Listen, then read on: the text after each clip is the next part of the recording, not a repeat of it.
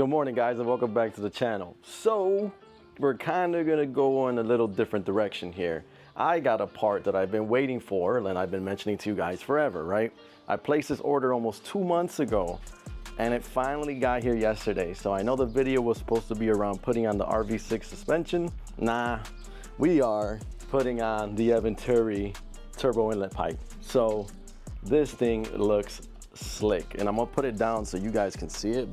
But man, is it beautiful, and I'm super excited and happy that I went with this route. I'm gonna show it to you guys first, and then we're just gonna start getting it in on the car. My goal here is to get this stock one out because I honestly just hate the way it looks. I think it's ugly and hideous and makes the bay look ugly and hideous. So let me give you guys a peek of it now, and then we'll just get to putting it on. And I know now that I'm gonna be going this route, I probably should be putting on the downpipe with it, but I just don't feel like jacking up the car right now. And I had to go buy a new jack this morning because when we were doing the work on the car last time, I actually broke the jack. It's been here for, I don't know, 5-6 years maybe, so it's probably about time for it to go, but it lasted. I went and picked one up today. I want to save that for the next video because, you know, I have to jack up the car. I don't think I have to take off the front bumper. I know I just got to take off all the plating underneath, but I don't want to do that right now, at least, and I need my car for the week too for work. So let me show you this guy and then we'll go from there. All right, here it is, guys. Look at how beautiful this thing looks. I mean, in comparison to like the stock one, I mean, look, right? That's gonna be the after and this is the before, and that looks ugly. So we're gonna get this all out of here right now. And I also have another item I'm gonna put on in the engine bay to dress it up a bit. And this item is a surprise. You guys didn't know I ordered this. I got it actually relatively quick. It probably came in like 2-3 days max. So it's something you guys haven't seen yet. I think it's gonna go and flow perfectly with what I'm kind of doing here in the bay. I'm still looking for more dress up parts for the engine bay. So if you guys know of any for the ITS or that work with the F05 on the ITS, put it down in the comments because there are some other things I want to clean up here and change and at least make it look more presentable, right? So I'll save the surprise for the end, so make sure you stay tuned to the end. But let's just get cracking on this guy. I read the directions already. It doesn't seem too complex, but we'll bounce back and forth and I'll do the full breakdown like I did last time for you guys, right? This is my first time doing this install. I didn't purchase this when I had my FK8, so I'm excited that I got it now for the Type-S, but we'll go through it, you know, one step at a time, basically, on how the directions say and guide us through it, so that way you guys get an understanding if you want to do this at your own house on your own car. All right.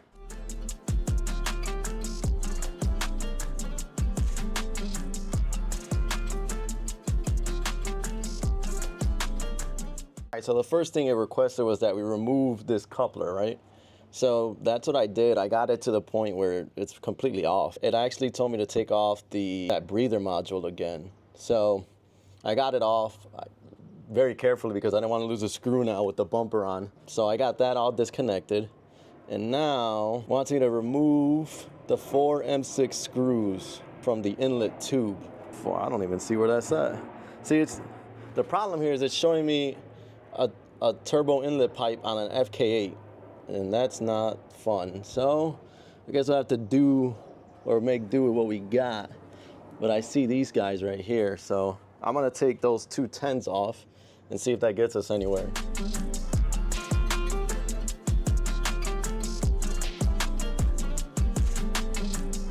All right, so on the ITS, you got 2 bolts down here. So I got one here, one here. I see a third one back here. It looks like it's holding this guy.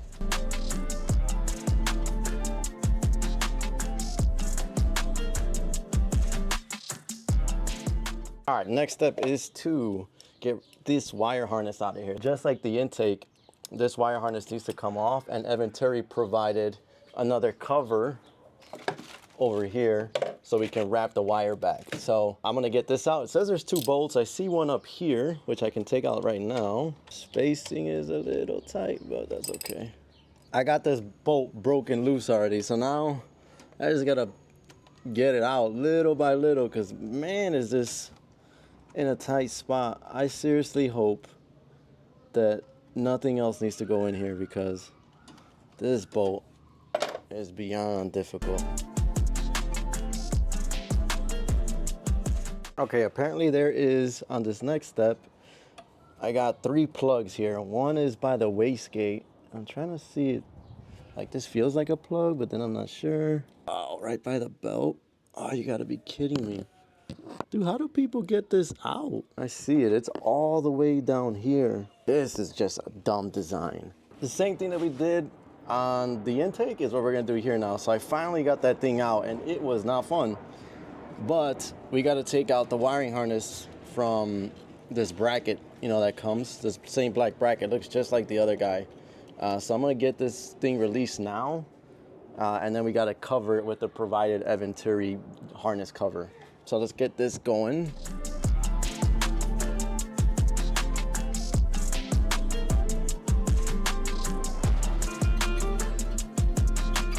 Finally got this thing out of this plastic harness that it resides in. I'm not gonna lie, this one was a lot tougher to get out than the intake side. Not sure why, maybe more because there's more heat on this side, but it's definitely a challenge. So this thing is goners. I think I broke a couple of the clips, so I don't think I'm using it again, but yeah, we'll find out soon, right? This guy's out.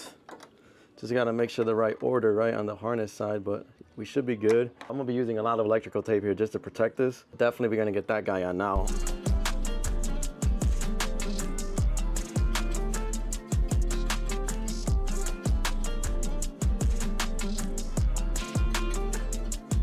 As you can see, we got the harness all done up now.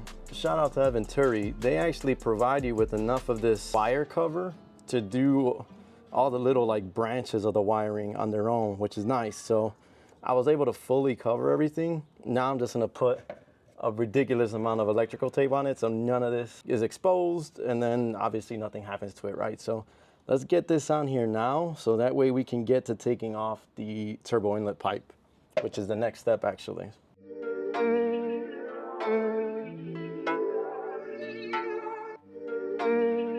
There's a wire here that I can't cover with this plastic that was provided, so I'm gonna do my best to insulate around it, and then hopefully nothing happens. I'll probably put another loop on this guy, and it's this one right here if you guys can't see. Not sure why they did that, but nonetheless, I just want to make sure it's all covered correctly.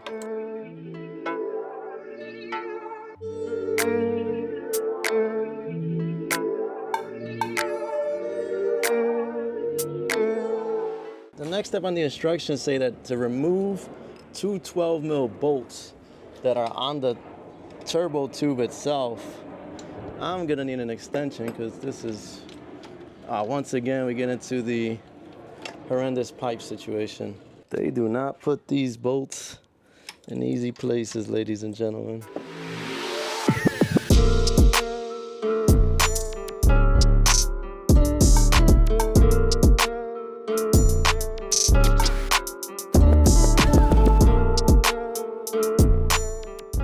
You need to take this gasket, by the way. So the next step in the instructions will be mounting this gasket back onto there, back onto the turbo. So now that we got them both off, I wanted to see if there's a diameter difference in the two of these guys. But they look to be about the same. Not seeing anything different there. But this one is ridiculously, I don't even know if this weighs a pound, to be quite honest with you. This thing weighs a ton. So shedding weight, which is nice. Adding a fatter diameter, which is even better. Remember, this guy goes up to 88 millimeters throughout the tube itself, coming out of the intake. So I believe it goes from 78 to 88, and then it filters back down to where it needs to go to. So big difference. The instructions here are calling for this machined flange, which is actually really nice. If you guys can see that right here. We have to reuse the gasket that was originally on the turbo.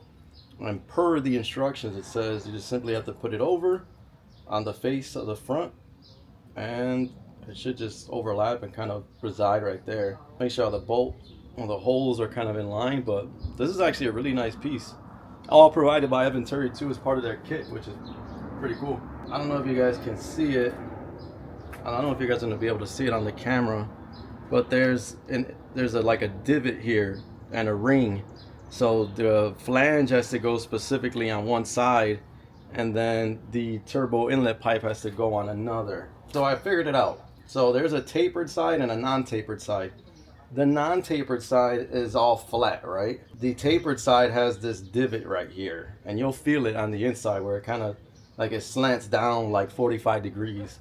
So the flat side is where we're gonna put the flange into. Obviously this side is what we'll put the carbon, or the carbon turbo inlet pipe through. We'll get the flange in here, we'll tighten it down, and then we'll get it mounted onto the turbo side. I will say this too about Eventuri's, their gaskets that they use, this rubber gasket, these things are super duper tight, where you know you're not gonna get an air leak out of it, which is nice. On the flip side of it, it's also not the easiest to put on. And it fits snug in there too. If you can see it, it's right in line with the O-ring.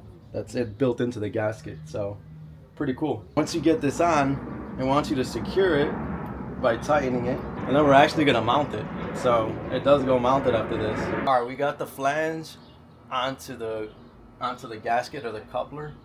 Now we need to put this back on the turbo, and we got to use the provided M8 screws that come in the kit. So here's my mistake.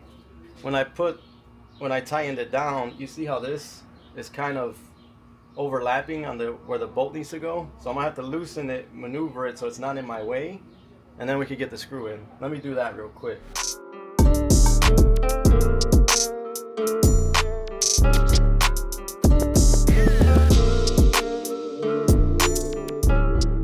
Now we can move on to the next step, because trying to get that bottom screw in, pain. And the problem is that there's not a lot of space with a tiny screw. I ended up dropping the screw, so I had to take out half of the base plate on underneath the car, so that way I can get the screw back. Something's very simple turned into something a little complex, but it's on now. The instructions call to grab the turbo tube, and it comes with a zip tie, and they want this zip tie to go right here inside this little bracket that they made for it. I'm assuming it'll eventually grab the wire harness, but I just want to make sure I put it in the right direction. Looks like it's going to go with the zip tie pointing this way.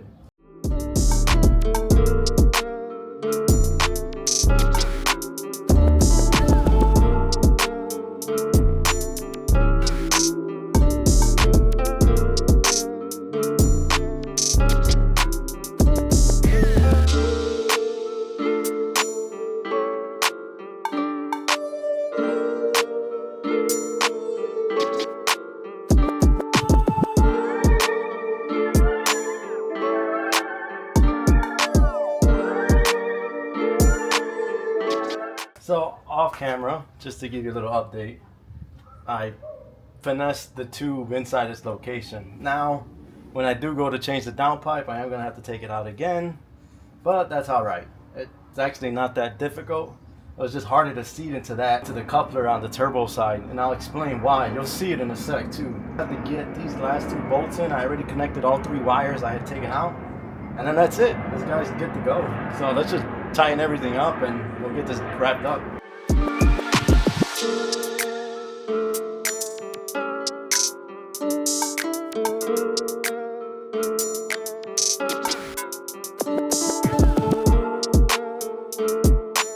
So it's all buttoned up, everything is done. Now I wanted to run you through kind of like the pain points, right? So as you guys can see, it's all done, right? It looks very pretty next to the carbon intake now. But the first problem is right here, and obviously design flaw. The air conditioning tube is way too close to this guy. When you're trying to sneak it in, it just becomes a hassle, right? Then the kit doesn't really include, unless you're supposed to put this behind it, but I just didn't like the way that would look. And I don't think there was enough slack for that. It's just like an air tube. So I'll have to figure out something better when I take it off again to put the downpipe. But as you can tell, like, this is a super tight squeeze here, so it's not the easiest, I guess I would say. But overall, it's pretty simple to install. You just kind of run into like these little areas that you wish would be a little easier. All in all, that's how it looks when it's done, guys. I think it looks really, really slick. So I told you I had one more surprise, right? Here it is. So figured this would be the last thing, at least to dress up the bay for now. So we obviously get the downpipe on, and it'll kind of complete that aspect of it. But you guys can already guess what this is. This is my new front strut bar, and it's also made out of pure carbon fiber. So figured I'd keep with the theme. I didn't want to put too much carbon fiber in the bay. Figured cold air, the turbo inlet pipe, and now the strut bar to finish it off. But I figured it was perfect, especially since it has the red ends, to match not only the interior but the cover of the engine cover. So here it is, guys. I hope you guys can see it, but it's kind of getting dark too, but this is it. Let's put this last piece on, all right?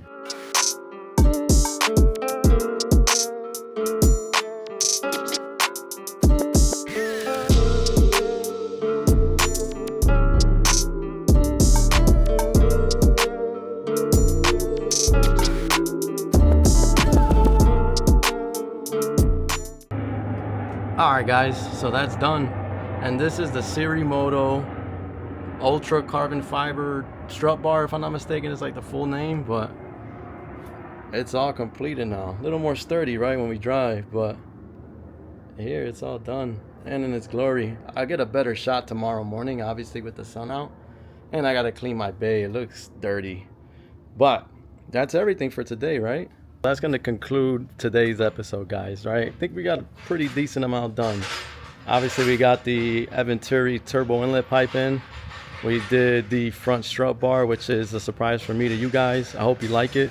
Strut bar to me is one of my favorite kind of mods because it was something I could do and afford when I was like 16, 17 years old, right? It was the cheapest mod you could ever get, the front and the rear one, and you just felt like you were driving on some track, right? So it's always like a kind of nice token down memory lane again with it, but I think it looks pretty slick. I want to find a way to redo that negative terminal post because it's kind of under the strut bar right now. Let's see if there's anywhere else I can plug it into, obviously to get ground on it. And if you're wondering what I'm speaking about, it's this guy right here. It's this guy right here. I need to get this ground rerouted elsewhere because I don't like that it's kind of smushed right now under here. Stay tuned for the next episode. I haven't decided yet. I know we were supposed to do the RV6 full rear suspension. That might be what I just do on the next episode. Obviously I didn't do it today because I got a late start and I needed to buy another jack. With no jack, that wasn't gonna be possible, right? So probably that's what I'm gonna do on the next episode, is get all the RV6 suspension in. The only downside is I need to do it during the week because I need to take it to a race shop that can realign the entire car once again. Because once I change those components, that's it, right? Alignment's out of whack. So I gotta kind of figure out how I'm gonna do that. If not, then we'll just do the downpipe and the front pipe. So yeah, the downpipe, the front pipe, and we could do the transmission mount as well. So we'll see how this kind of works out. But in the next episode, we'll be doing one of either two, all right? I'm gonna end it at that. I hope you guys enjoyed the episode. Don't forget to like, subscribe, and comment down below. And as always, guys, go hello and take it easy, because I'm out.